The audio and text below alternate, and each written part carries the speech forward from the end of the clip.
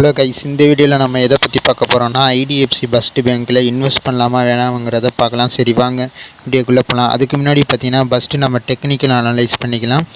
இப்போ பார்த்தீங்கன்னா 1 வீக் ஃப்ரேமில் பார்த்தீங்கன்னா ஐடிஎஃப்சி பேங்க் பார்த்தீங்கன்னா கீழே போய்கிட்டு இருக்கு. பார்த்தீங்கன்னா அந்த ட்ரெண்ட் லைனை ஃபாலோ பண்ணிச்சுன்னா ஒரு 70 கிட்ட வந்துச்சுன்னா சப்போர்ட் பாயிண்ட் பார்த்தீங்கன்னா ஒரு 70 கிட்ட வந்துச்சுன்னா வாங்குற மாதிரி காட்டுது. அந்த கீழ் ட்ரெண்டில் போய்கிட்டே இருந்துச்சுன்னா அதுவும் இல்லாமல் பார்த்தீங்கன்னா முன்ன வந்துட்டு ஒரு ரெசிஸ்டன்ட் பாயிண்ட்ஸ் இருக்கும்ல, அது பார்த்தீங்கன்னா 60 கிட்ட காட்டுது. ஒரு ப்ளூ கலர் கோடு பெருசாக போட்டிருக்குன்னா அது பார்த்தீங்கன்னா 60 கிட்ட காட்டுது.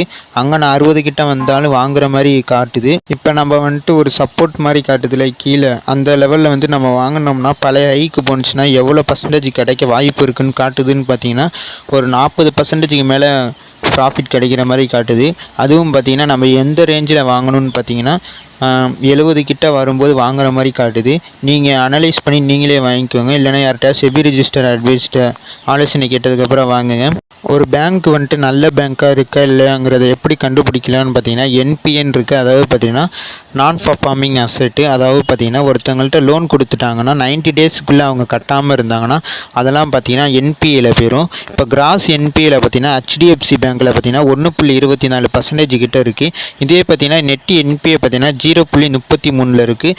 ஹெச்டிஎஃப்சி எவ்வளோ பெரிய பேங்க்குன்னு தெரியும். ப்ரைவேட்லேயே பார்த்தீங்கன்னா அதுதான் டாப்பில் இருக்கிற பேங்க்கு. ஹெச்டிஎஃப்சியோட நெட் என்பிஏ பார்த்தீங்கன்னா 2024 பார்த்தீங்கன்னா 0.59% காமிச்சிருக்காங்க. இது ஒரு நல்ல பேங்க்குன்னு இம்ப்ரூவ் பண்ணி காட்டியிருக்காங்க. ஐடிஎஃப்சியோட இப்போ ஃபண்டமெண்டல் அனலைஸ் பார்க்கலாம். அதாவது பார்த்தீங்கன்னா இப்போ கரண்ட் ப்ரைஸ் எதில் ட்ரேட் ஆகிட்டு இருக்குன்னு பார்த்தீங்கன்னா 76 ட்ரேட் ஆகிட்டு இருக்கு. புக் வேல்யூ பார்த்தீங்கன்னா 39 இருக்குது. அதுவும் இல்லாமல் இன்டர்சி பார்த்தீங்கன்னா 12 இருக்குது. ஆனால் ஸ்டாக் பி பார்த்தீங்கன்னா 20 கிட்ட இருக்கிற மாதிரி காமிச்சிருக்காங்க.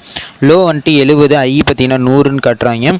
ஆனால் இப்போ பார்த்தீங்கன்னா ஸ்டாக் ப்ரைஸ் பார்த்தீங்கன்னா லாஸ்ட் 1 இயராக நெகட்டிவ் ரிட்டர்ன் தான் கொடுத்துருக்கு. ஆனால் பி ரேசி பாருங்கள், கரெக்டாக பார்த்தீங்கன்னா 1 இயராக ஒரே பி ரேஸில் தான் மெயின்டைன் ஆகிட்டு இருக்குது. அதுவும் இல்லாமல் லோவாக இருக்குது. ஏர்னிங் பெர் ஷேர் பார்த்தீங்கன்னா ஏறிக்கிட்டே இருக்கிற மாதிரி காமிச்சிருக்கு. லாஸ்ட்டு 1 இயராக பாருங்கள் பி ரேசி மேலேயும் கீழேயும் போயிட்டுருக்கு. ஏன்னா இருக்கிறது பார்த்தீங்கன்னா இப்போ மீடியம் லெவலோட கொஞ்சம் கீழே தான் இருக்கிற மாதிரி காமிச்சிருக்காங்க.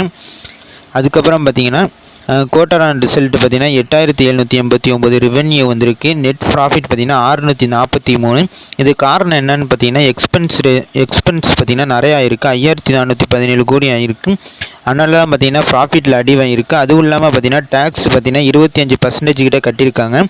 853 ப்ராஃபிட் வந்திருக்கு பிஃபோர் ப்ராஃபிட்.